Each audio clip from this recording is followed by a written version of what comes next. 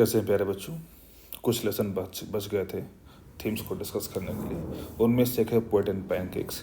इस लेसन में basically cast के इम्पोर्टेंस को डिस्कस किया गया है कि कभी कभी जो हम किसी को प्रेफरेंसेस देते हैं जाति की बेसिस पे होते हैं। जैसे जो हमारा मेन कैरेक्टर सुबू है, ठीक है ना, उस पर यह इल्ज़ाम आता है कि since he is Brahmin he is able to get favour from everyone, ठीक है ना। लेबर क्लास का भी कॉन्सेप्ट है और मार्क्स मूवमेंट का इसमें असर आता है, ठीक है ना। ब्लाइंड फॉलोइंग का आइडिया आता है। एक ज़रूरी चीज़ जो आती है कि सुबह जिसे बहुत इंपॉर्टेंस मिला हुआ है, he is actually someone who is jack of all but master of none.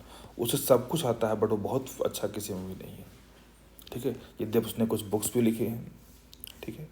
और जब भी कभी डायरेक्टर को कोई हेल्प चाहिए होती है तो वो डायरेक्टर को हेल्प करता है और हर तरह के काम कर लेता है। और उसके बावजूद ये बहुत ही सिंपल और कंपोजिट तरीके से रहता है, ठीक है। हमारा लेसन जो इंटरव्यू है, इंटरव्यू बहुत ही सिंपल लेसन है। और इसमें एक तो इंटरव्यू का आइडिया क्या होता है, टू नो ना, टू डिस्कवर, टू नो या discover about someone whom you don't know या whom you have less information, ठीक है ना। लेकिन इसमें से जिनका आप इंटरव्यू करना चाहते हो उसमें से कुछ लोग इंटरव्यू करना देना पसंद करते हैं और कुछ लोग इससे नफरत करते हैं। तो क्या करते हैं इसको भी आपको आइडिया होना चाहिए, ठीक है। वर्किंग इन गैप का जो आइडिया उन्होंने अम्बर्टो ने डिस्कस किया है, ये बहुत अच्छी थीम है ना। और इससे टाइम के प्रॉपर यूटिलाइजेशन की बात भी होती है, ठीक है ना। टाइम यूज़ की बात की जा रही है। अच्छा, एक ये चीज़ कि द नेम ऑफ द रोज जो उनकी नावल सक्सेसफुल हुई है उसके पीछे लॉजिक क्या है ना। तो लॉजिक सिर्फ सिंप्लिसिटी है ना, डिस्कोर्स मेथड है, बातचीत करके लिखा गया है, इसलिए वो सक्सेसफुल हुआ है, ठीक है। हमारा अगला जो लेसन है वो गोइंग प्लेसेस है। गोइंग प्लेसेस भी इम्पॉर्टेंट लेसन है और उसमें चूँकि आप लोग भी यूथ अपने इसमें के पड़ाव पर चल रहे हैं, इंटर कंडक्ट कर रहे हैं या उसको जी रहे हैं, तो आपसे क्वेश्चन उससे रिलेट कर सकता है ना। और इस दौर में बहुत बड़ी है डे ड्रीमिंग की हैबिट, तो वो बीइंग अवे फ्रॉम रियलिटी की बात जो उसमें की जा रही है ये है ना। इस थीम को और एक जगह रिलेट कर सकते हैं आपकी स्टोरी में। सप्लीमेंट्री में एक स्टोरी आती है थर्ड लेवल, उसमें भी यही आइडिया है of being away from reality ना, डे ड्रीमिंग का है, ठीक है ना। स्केप कहते हैं इसको, स्केपिज्म सच्चाई से भाग जाना, स्केप वेलोसिटी बताया था ना, उसी से रिलेटेड है ये, ठीक है ना। फिर जैसे उसके अपने वो भाई के बारे में खूब जानना चाहते जो, क्योंकि उसका भाई इंट्रोवर्ट है, वो बहुत बात नहीं करता।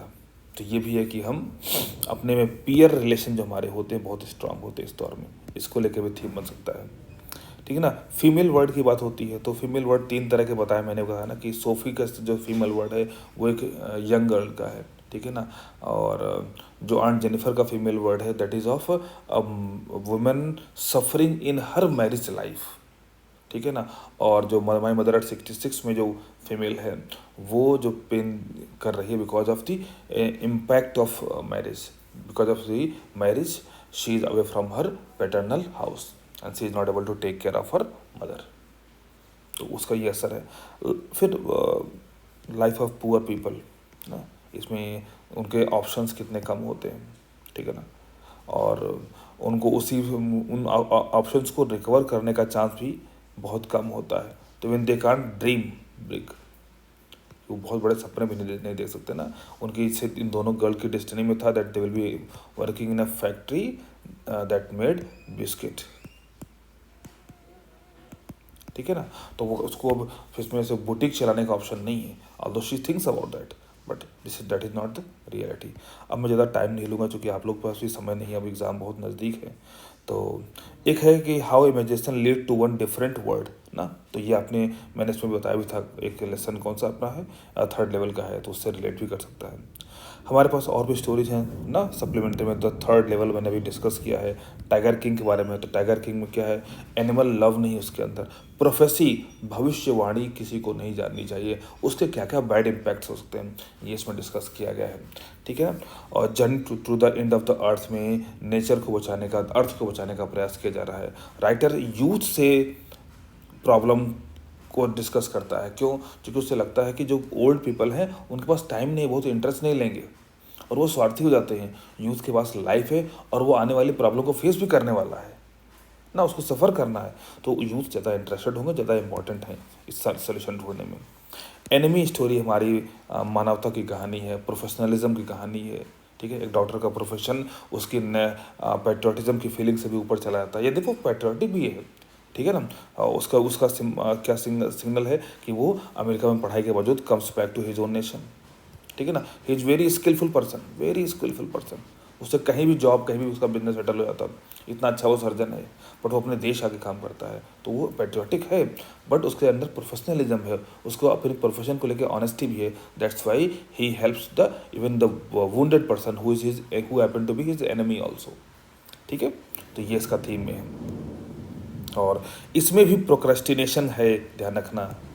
जो मैंने आपको first lesson, the last lesson में डिस्कस किया था कि जो जनरल है वो प्रोक्रेस्टिनेट करता है, वो आलसी हो जाता है ना, क्योंकि उसने प्रॉमिस किया होता है डॉक्टर से कि doctor सदाव you go home and relax, हम इसको देख लेंगे, बट वो आलस कर जाता है और सोल्यूशन नहीं देता, और इसी कारण डॉक्टर सदाव कुछ निर्णय लेना पड़ता है। तो मैं इसलिए बता दे रहा हूँ कि ये चीज़ें इंटर रिलेटेड होती हैं। थीम बेस्ड क्वेश्चन जो हैं वो कई सारे लेसन के थीम को क्लब करके बनाए जाते हैं, तो आप इसको भी ध्यान रखेंगे। प्रोक्रेस्टिनेशन यहाँ पर भी है, ऑन द फेस उसमें भी है, लास्ट लेसन में भी है। On the face of it जो हमारा लेसन है, ये अगेन ये ह्यूमैनिटी को लेकर के है ना। डिसेबल जो पीपल हैं उनके लिए स्पेशली हमारा बिहेवियर कैसा है, वो अच्छा नहीं है, पहली चीज़ तो सबसे ज़रूरी बात। तो वो अच्छा नहीं तो उसे अच्छा होना चाहिए ना, वो अच्छा नहीं है तो उसे अच्छा होना चाहिए। और कैसे पॉजिटिविटी किसी को बदल सकती है ना, जैसे एडला ने दिखाई थी पॉजिटिविटी, एडला ने पॉजिटिविटी दिखाई और उस रेड ट्रैप सेलर को चेंज कर दिया ना। यहाँ पर मिस्टर लैम ने पॉजिटिविटी दिखाई और उसने डेयरी की ज़िंदगी बदल दी। यद्यप उनकी अपनी ज़िंदगी चली गई, उन्हें उससे पूरी कहानी झूठी सुनाई, बट इसके बावजूद उन्होंने लैम डेयरी की ज़िंदगी को बदल दिया। तो पॉजिटिविटी का इंपॉर्टेंस बहुत ज़्यादा इन दोनों लेसन्स को, रेड ट्रैप सेलर और on the face of it, दोनों से ये चीज़ ये मिल सकती है। पॉजिटिविटी का आइडिया आपको डीप वाटर में भी मिलेगा, तो वहाँ से भी थीम ये क्रॉस कनेक्शन अगर कराएंगे, मैच कराएंगे तो मिलेगा। ठीक है, मेमोरीज ऑफ चाइल्डहुड जो है ये सोशल डिस्क्रिमिनेशन का है ना। सोशल डिस्क्रिमिनेशन में इसलिए कह रहा हूँ जो caste is not always the criteria. America में जो डिस्क्रिमिनेशन है वो कलर के बेसिस पे है। डिस्क्रिमिनेशन तो है ही, अमेरिका में जो डिस्क्रिमिनेशन है वो कलर के बेसिस पे है। ठीक है, तो ये हमको ध्यान में रखना है। अब इसके बाद कई और जगह पे हमको डिस्क्रिमिनेशन देखने को मिलते हैं, लेकिन यहाँ पर एक इम्पॉर्टेंस जो हमको समझ में आ रहा है मेमोरीज ऑफ चाइल्डहुड में, वो है कि हमारे पर्सनल जो रिलीजियस आइडेंटिटीज़ हैं उनके बहुत इम्पॉर्टेंस होते हैं, हम उनको छोड़ नहीं सकते। और किसी को यूनिफॉर्मिटी के नाम पर, सिंप्लिसिटी के नाम पर, सिस्टम के नाम पर किसी की पर्सनल आइडेंटिटी को हर्ट करने का कोई राइट नहीं है, ये भी हम इसमें समझते हैं। ठीक है ना, और हर पर्सन का वैल्यू है, ये तो हम समझ ही रहे हैं। ठीक है प्यारे बच्चों, इसके साथ ही बस आखिर में कुछ सलाह तुम आप लोगों को देना चाहता हूँ कि एग्ज़ाम को कैसे करें। सबसे ज़रूरी चीज़ जो मुझे लगती है वो यही है कि आप एग्ज़ाम के दौरान अपने पेपर को पूरी तरह से सॉल्व करें, ये बहुत ज़रूरी चीज़ है। क्वेश्चन पेपर को आप बहुत अच्छे से सॉल्व करिए, ठीक है ना। इसको फिनिश कर ले जाएंगे अगर, तो आपका आधा काम आपका पूरा हो जाएगा। रीडिंग टाइम को सबसे अच्छे से यूटिलाइज़ करिए, उसका 100% यूटिलाइजेशन बहुत ज़रूरी है। रीडिंग टाइम को जितना अच्छे से आप यूटिलाइज़ कर पाएंगे, आप उतना ही ज़्यादा बेहतर परिणाम पाने के लिए बढ़ रहे हैं, आप उतना ज़्यादा पॉजिटिव रहेंगे शुरुआत से ही, और पेपर को अच्छे से कर पाएंगे।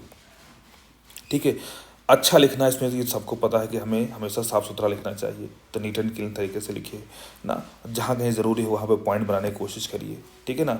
जहाँ पॉइंट नहीं बनता वहाँ पर इंट्रोडक्शन का यूज़ करिए, डिस्कस करिए, अनकंक्लूजन का बनाइए। मैंने कहा है कि इनकी हेडिंग ज़रूरी नहीं होती, ठीक है ना। अगर कोई क्वेश्चन किसी पर्टिकुलर फॉर्मेट में लिखने को बोला गया है तो you please adhere to that format, उसके अंदर ही काम करिए। फिर आपको लगे कि नहीं, कुछ में कुछ नहीं हो पा रहा है, तो पैराग्राफ चेंज करने का आइडिया ऑप्शन हमेशा हमारे पास है। आप पैराग्राफ ज़रूर चेंज करिए, प्लीज़ भूलिए मत। आपकी आदत नहीं रही अभी तक तो इसको याद कर लीजिए कि मैं पैराग्राफ चेंज करके ही लॉन्ग आंसर करने हैं। और जहाँ ज़रूरी लगे, आपको लगे कोई आपने रिलेटेबल पॉइंट डाला है तो उसे ज़रूर अंडरलाइन कर दीजिए। 5 मिनट टाइम कम मानिए लिखने का, लेकिन अंडरलाइन ज़रूर करिए। जय वही पुरानी बात है, एग्जामिनर को जैसे ही आपका आंसर आसानी से मिलेगा वो आपको नंबर दे देगा। बहुत ढेर सारी शुभकामनाएं आप सबको। Thank you so much.